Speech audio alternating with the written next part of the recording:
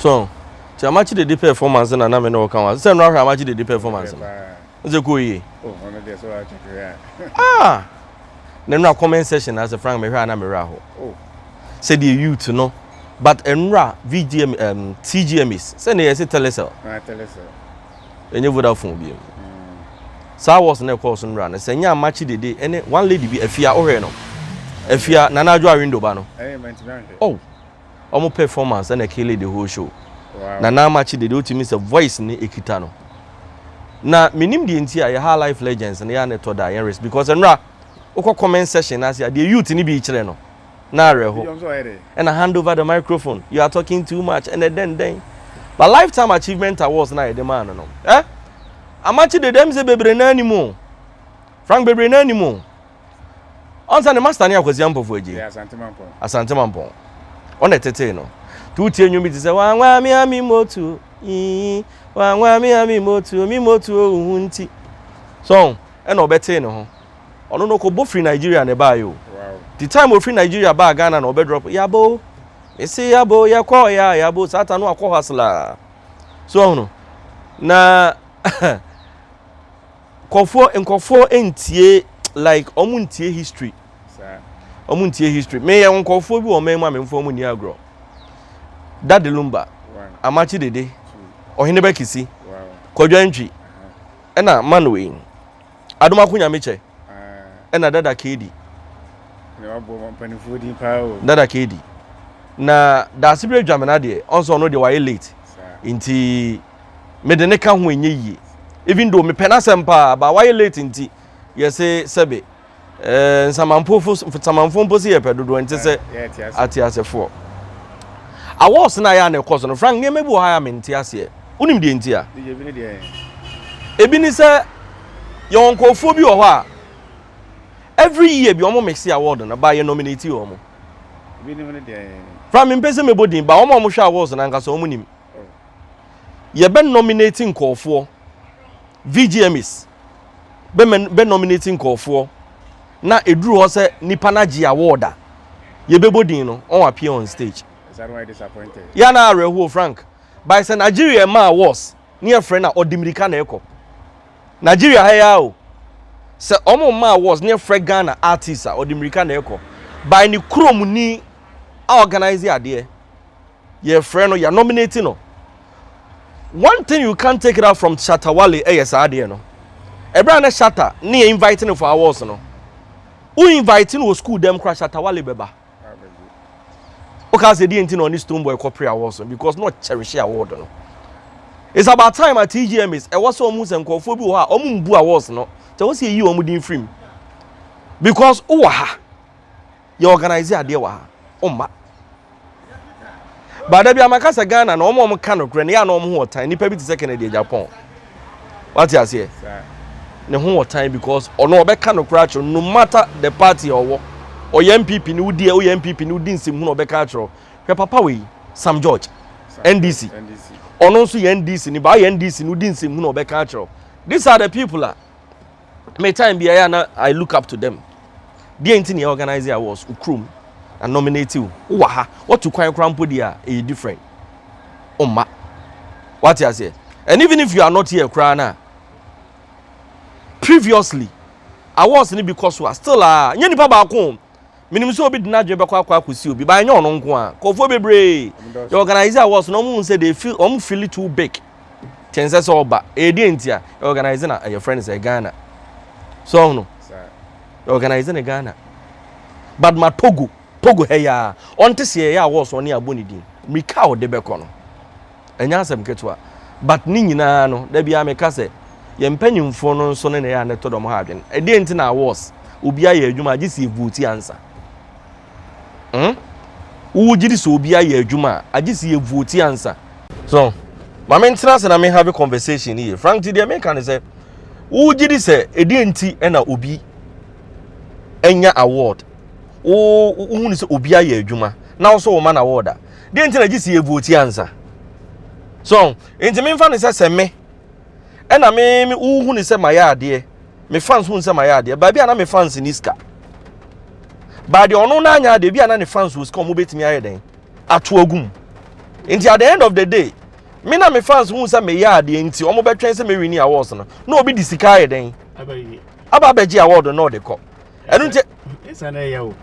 Ya papa nti ato da mete omo nso omo mana so obi nso wa. Na dwen be ne so okay ya nominate me but me kwai ebia na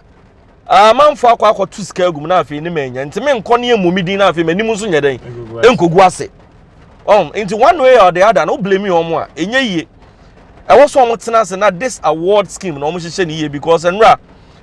stage no na bibia yɛ kama but microphone say tete kɔne ade ye twam wɔ saa ade no aba ye twam wɔ saa ade no ye twam frank nra na ɛkɔ so pa nra ohwɛ stage ho bibia na bibia ye kama so na bibia ye kama till say microphones ne sha ase say etete kone ade na mimi mom de bibia nya me yasa me say na hwa Amakye Dede performance na massive abranti Amakye Dede asante Jim James Brown also microphone tin say yes man na nyini o batie ne voice bibia ye adwuma so na mo favorite your friend is saying singers na seven kwala untimi inform kompa Amakye Dede o wagina mache odi na nsen ehfa na okoye ofili ho nyina Germany ofili baabia so baye nkwala ye kwa ebi obi ho ni atwetwe nkonwa asi baabi ni ade dining table asi baabi ni perform oh no disrespect to them because we are ye nyina ye hustle ape bibia ye edi but the me chene say it's about time ye big jai see disrespect your legends no because obi anko obi ma high life came before hip life by ansa na azonto enu ti se mi hu so obi disrespect Reggie Stone ya na eme ya onu hwempanyimfo na omo anyinyi no ba enu Reggie Stone hwe performance obe perform ye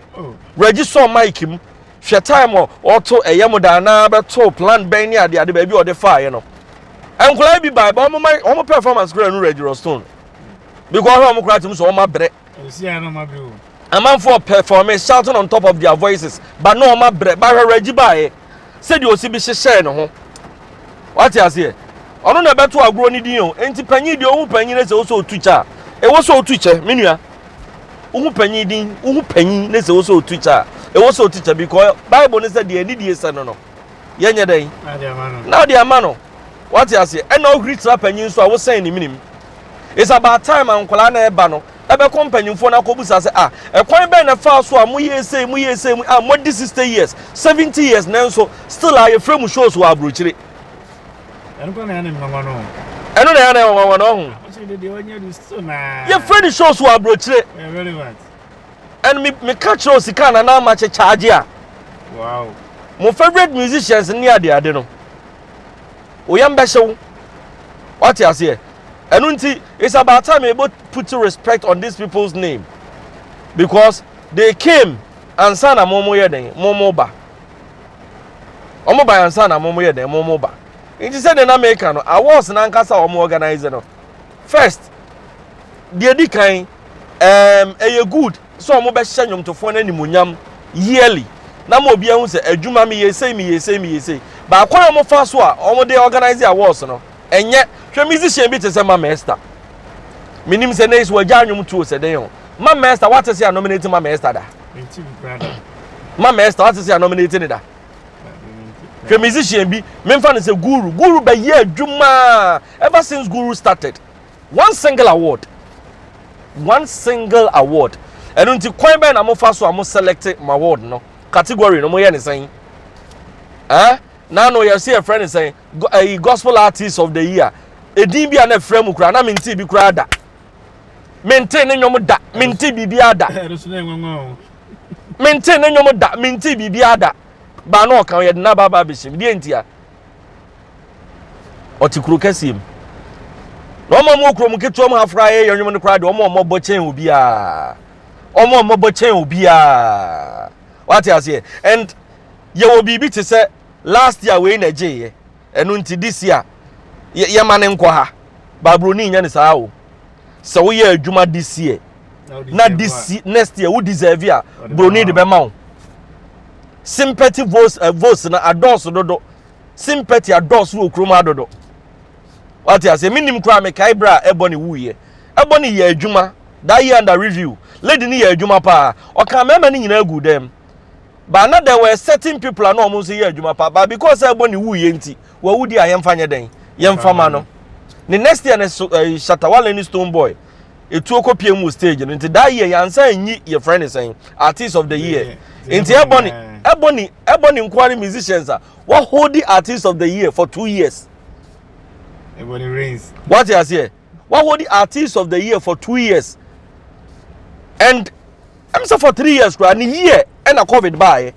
COVID the anya VGMs into holding them say 3 years and Kenya bonnet but me patches has a sympathy voters no adults we are making ubenya nkofo a ombeba me comment section ababa be di matemena as wonim bibia no minim bibia e ya adwenkyere na me kyere to so ba comment section ase a na wa kyere wadwen areho frank because aha nkwa na kyere ya adwen agisi ya di atem didie na kyere ya adwen kroma nkwa ona onya adwen agisi odi watamanza ono onya adwen a gisi odi watamanza ansa na wo hu se wa kyere na adwen ba entesa Ajenchenye didi atem de ntina wo kyere wadwen wo se odi atamansa na obi wa obi ate no wase se wo kyere wadwen obetimi a kyere wadwen ba me de kan se TGMA so se VGMA no so mo pa hwe no time a your friend is saying DJ Black mixes a obo Shatawale nyom ho nyina dane ye obia even though the guy wasn't present but hwe obo Shata nyom no hwe the kind of feel vibe the brain call for ne said na amanfo ani esi bi age oh no enti onkofo bi wo ha uyi omu fra grom no enye yie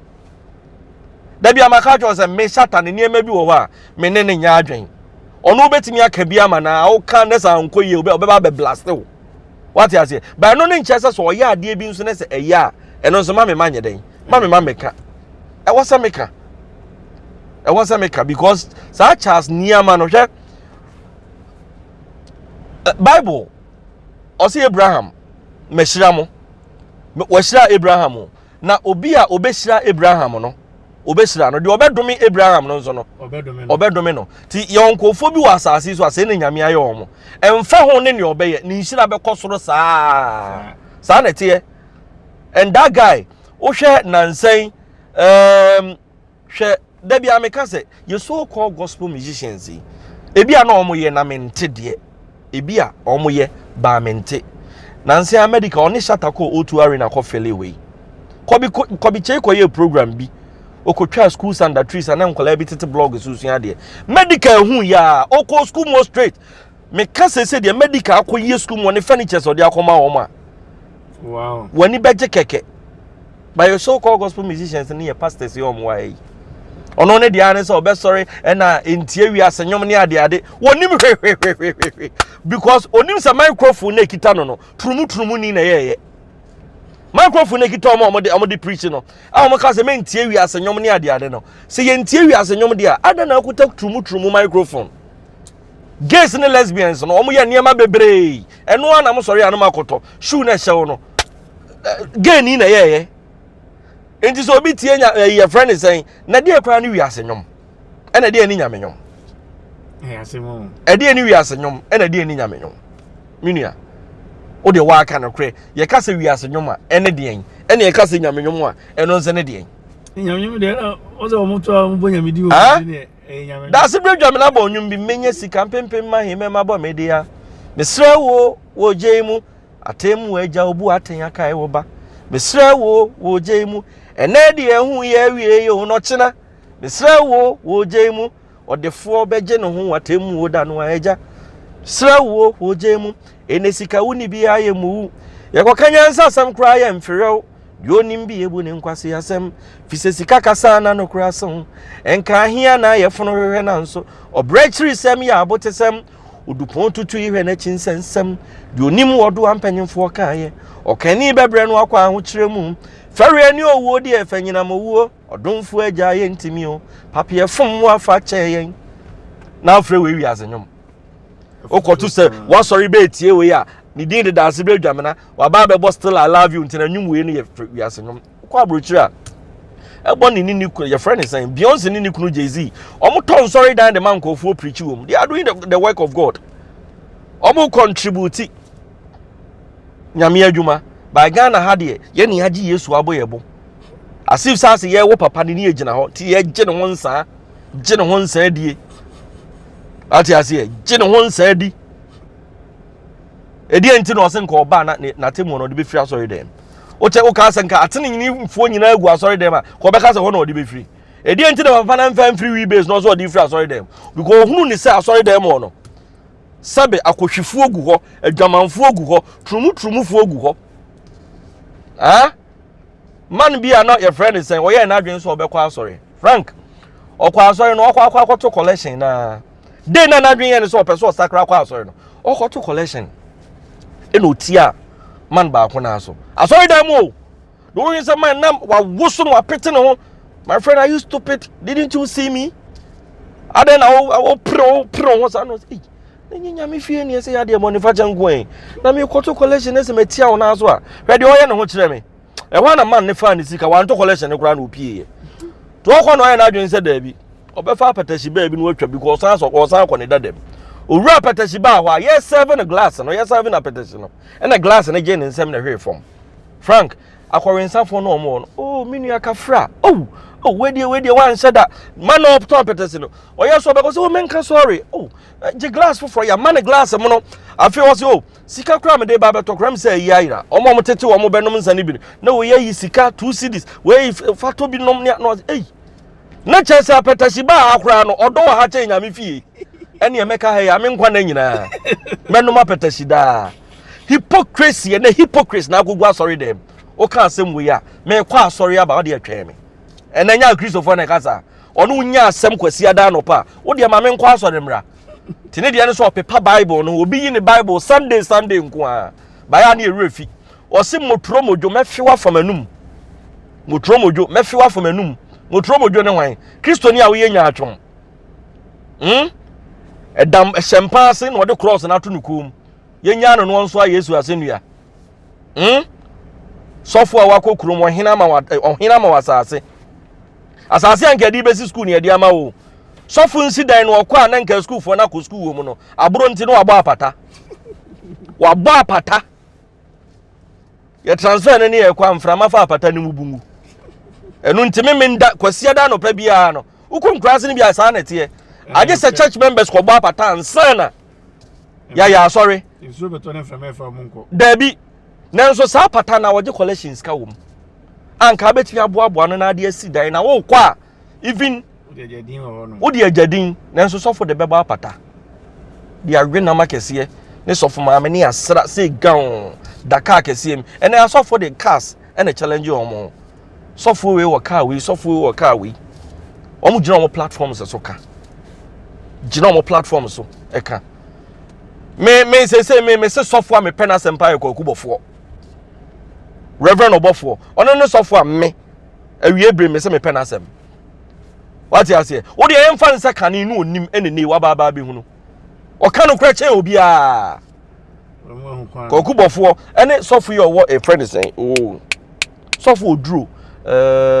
ai lambasta sofo oh no labasta sa sofo no a friend saying prophet oduro prophet Kofi oduro tie be ka no kra kire no matter what you say on one people obe bona adwena kire ndi so obe bona adwena kire no okọ ne baabi because until the entia your friend is saying kanena obi wo so a na edum light as your friend edum so now the oba ya so edum siesie Kofi oduro be ka cho so onti ase to no obe bona adwena kire just like me ni baabi say your friend is saying me da bia me ka say Frank say ekunsi a na tu oba ye musam say me MPP ni ana say me NDC ni o ansa ne atu etu ni namu so ya kuya don ko CPP ntu sa brain na wase ye ka no kre e di train nipa what you say na wo kun free education wa kun free and free education so me ne madam for bi ya ka ne nkasa bi because na me support movement no na me support movement no me support say free education mra me say me ne madam for bi be si na ye nkasa bi enti ene ise say nipa na me support ne say eni e ma bi cause na say nya die enti na say meka because say o mi mojam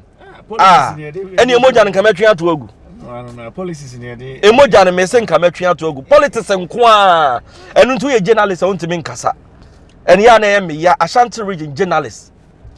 Chroma journalist. There be Americans who say crow way or my way back cause we Ashanti region journalist. And yet the whole Ghana journalism, Ashanti region journalist. Because you wouldn't necessarily a queer body or uncle. Yaba the emfa ba money unkuno. What you say? Son and the chronicle. And until journalists bet na radio so a defend the Canadian or see a friend doing so. I can say a you doom see. I reho. Shanan was some of Sleusu Cocaine, Yamami or Sleusu. Open my politician by one me penna said, but because they be an Americans and more politics more Ghana, Frank. It's so. In thinking ya mass from Mamma but there be a cassa baby a chichra buano, and your honey jano. And the nipa ni sika ni subanku no nyesika nso a ni subanku ene ma me ne kasa asesa politicians be break kasa asesa wo man mu. I don't do politics because me obi be ka cho se hweso ne break wonyom ke politics dey ya enka bi asem ho na enka bi o man ne gba hefa na me kwotena ba break menyom o man ne gba me ti asesi ane se me fa se ja to Ghana ana politics amantokwa asi ya nka no kre na me ti a hefa na me kwotena so wie ben e na me benya be break nyom na ma wo watena social media no eti. That is why I was here can cray because can cry ungu. Frank says some bonation on my baby now do be me manua. And not just what fun because everyone want what you say. Uncle Insania what come your friends and my down walk down. I come on the down walk down my demoda. A hypocrite and a toda yet here. And I know me be kind friend is a doom so awesome. But have me comment session. Dima temne friend is saying and it's answer na moke kaki can and find him. See I no pray na mumu be mompe. No cry na mumubi mompe ba de be ka no cry na di achiro na me kasa frɛ TGMA so e na be si we mom ye nka no cry na ye mfiase na ye high life na nkasa and Frank mom ma ye ni so because aduane a wa ma meto no wo ma me na wo papa Jackson say aduane na wuchi but no ne nkola nketo ye si ebedi ye nhwe rappers bi ne o ma dane singers and me applaud you o me bom nsem ma o because enei ni a wo be ya wo beto a wo benye ska show botom no eno na wasa wo ye obi betimi a rap ya wo nya hwe ba ba ma wo hwe ne se singing no na be boa wa ene rappers na convert to singing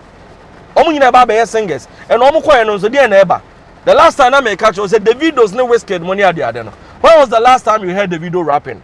nyom to singing edu omadru ba bia na are ho se high life for nankasa high life jena no Nigeria for no besua fi we na omo di make ni ete ho time na Burna Boy no Djka wala echi no rapping you could see this saying and the Burna Boy fi ase so sing offer fella lines no Burna Boy ni nyum bebre fella lines ni nemu by krom ha obetina ha nansi asa me de nyum bi ma drop nyum be ma pam enu osua konfo kwa den na mfan na nkosi ansem se wanyan na me yase de wo kan ho na metie ah ade a e fe ne eje ho ade a e fe no obi ye to aso ah ubetie Burna Boy nyum na odi asa by fella lines bebre fella nyum bebre na Burna Boy e remix it